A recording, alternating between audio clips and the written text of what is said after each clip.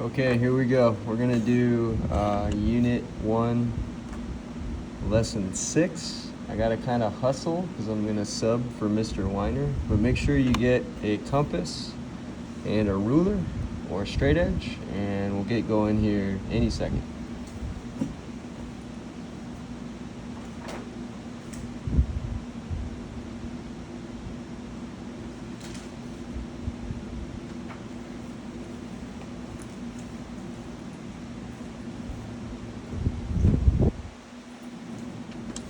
We're going to be on page 40. So if you want to go ahead and open up to page 40, that's a good idea. We're going to talk about these math talks first.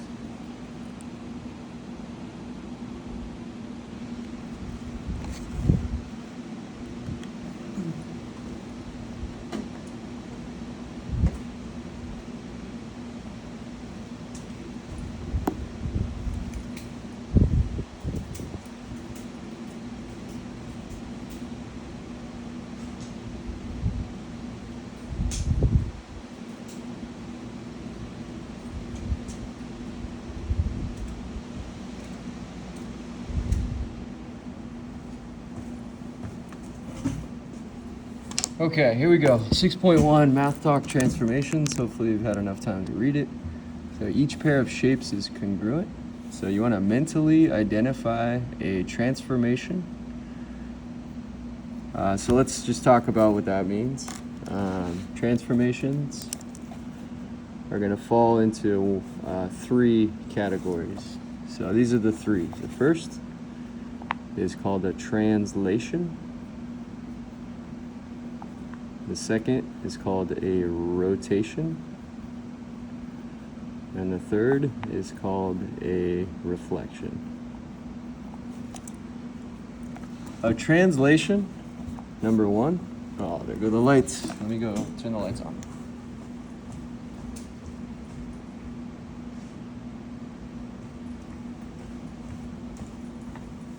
Sorry about that.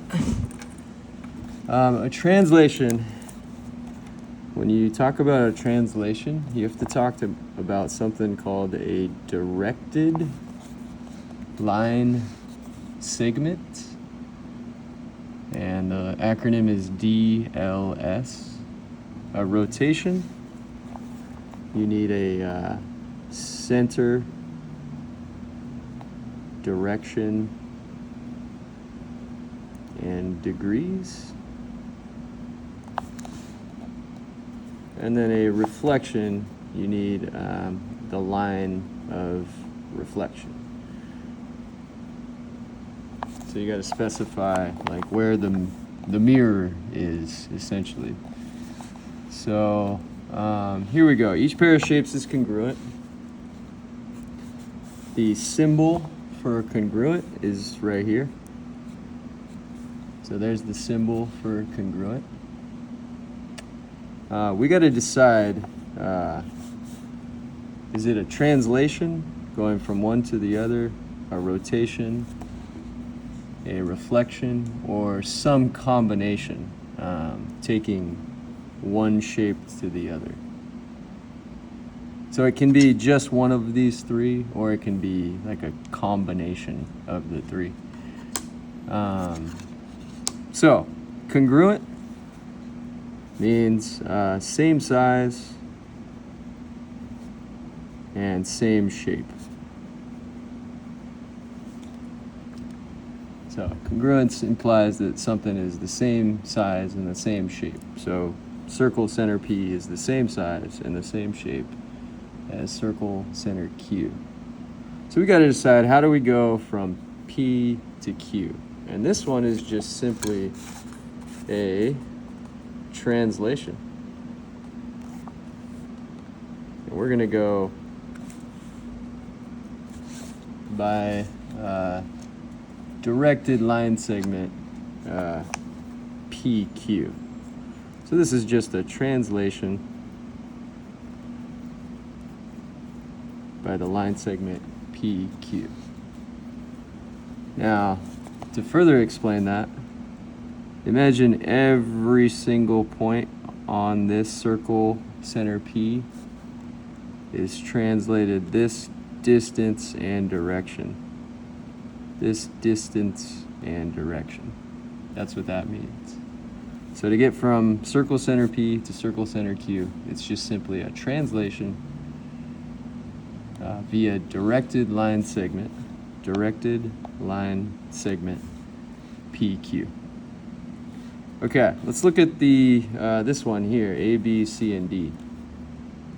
So you can see that these, let's start with AB.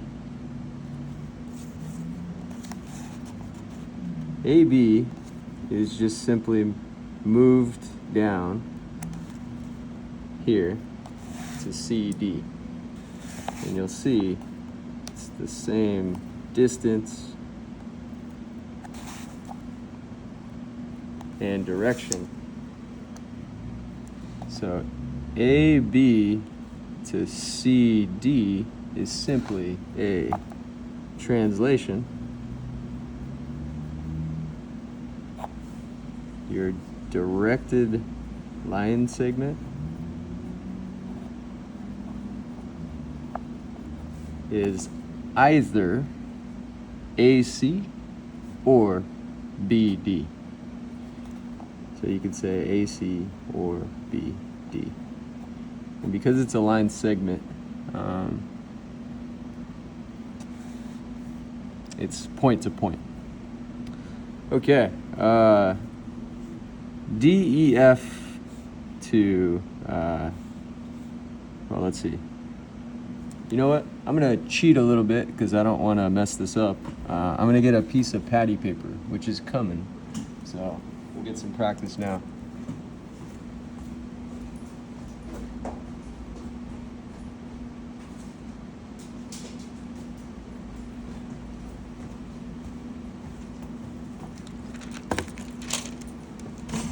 Okay, so D, E, F. D, E, F.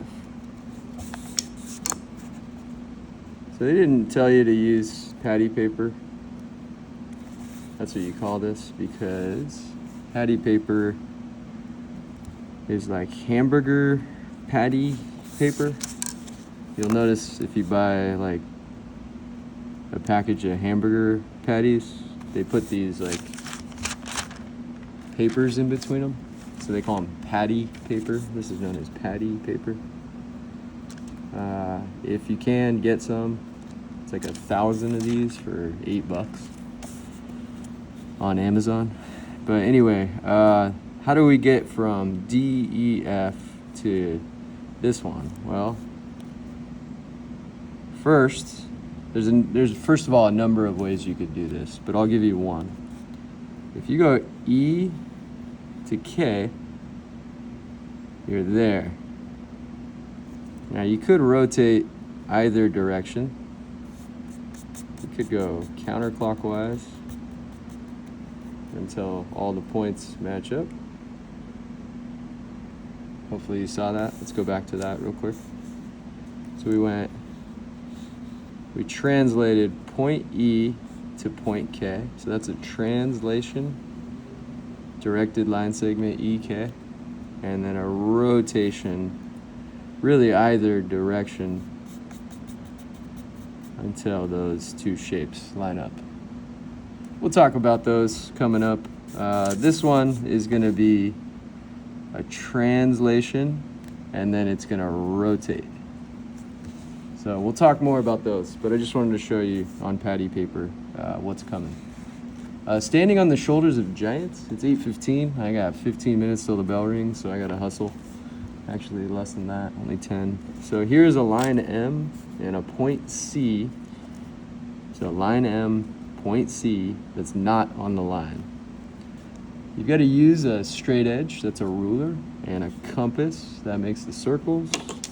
Get one of these, you definitely need it. To construct, aka build, a line perpendicular. Let's think about perpendicular lines. Let's go back up here. You see this T right here? those two lines, the top of the T and the vertical line of the T, those are perpendicular lines. So we got to go perpendicular to M that goes through C, and you got to share your reasoning. So I'll teach you this one. You just pick any 2 points. So pick any 2 points on line M. We'll call them A and B. So pick any 2 points on line M. That's the first step. The next step is build or construct 2 circles. One is center A, radius AC. The other is center B, radius BC. So we got to build 2 circles. One is center A, radius AC. So you go like this.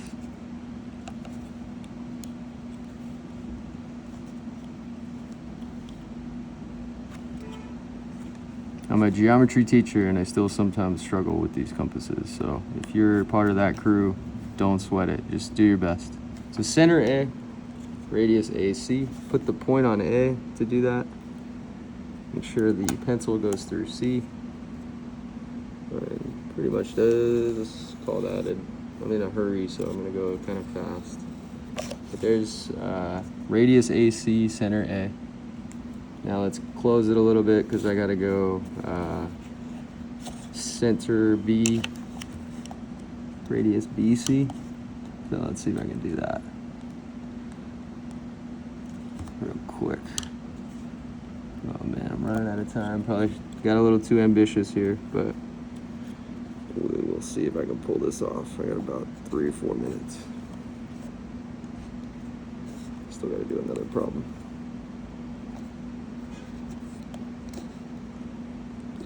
Life lesson: if you want to save yourself some stress,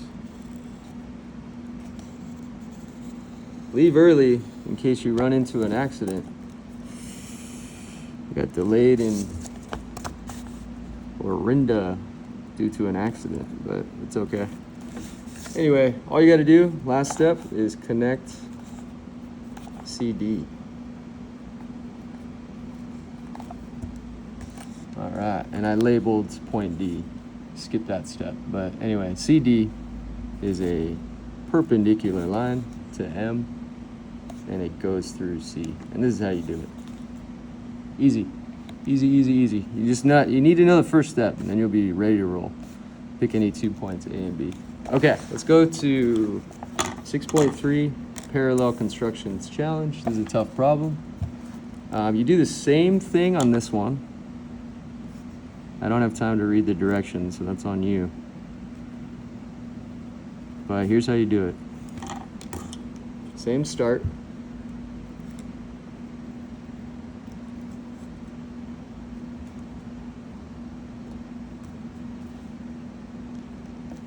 Pick 2 points.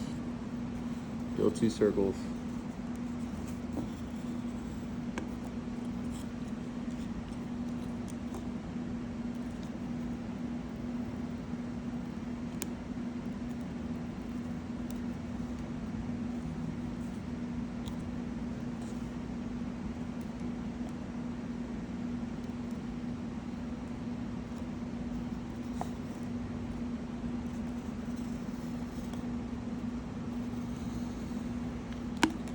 Try to give people advice.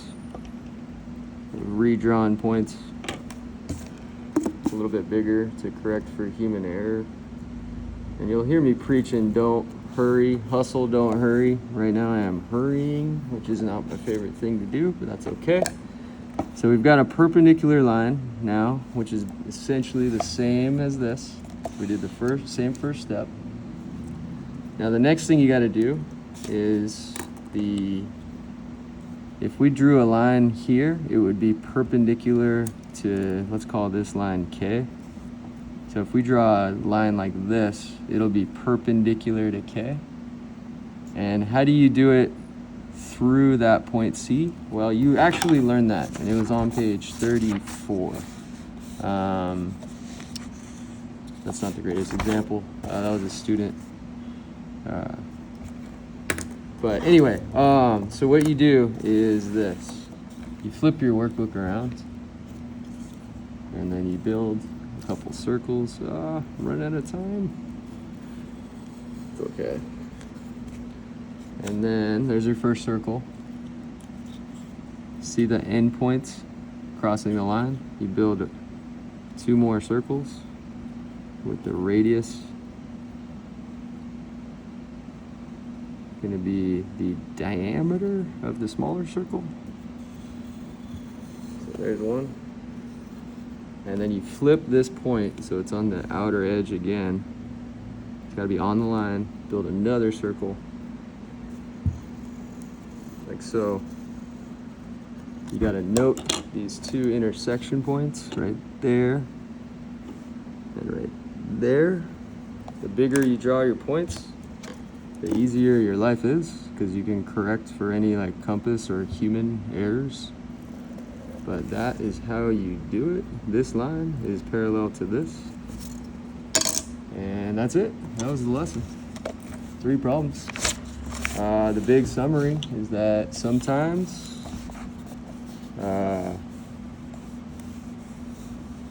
we can use a previous construction as one of the steps. So the problems on that last one were 5.2 and 6.2. That allowed us to solve 6.3. I know this is moving fast, so come see me Tuesdays at 4 if you need help. Thanks so much. And I'm officially in a hurry. My own fault. All right, bye.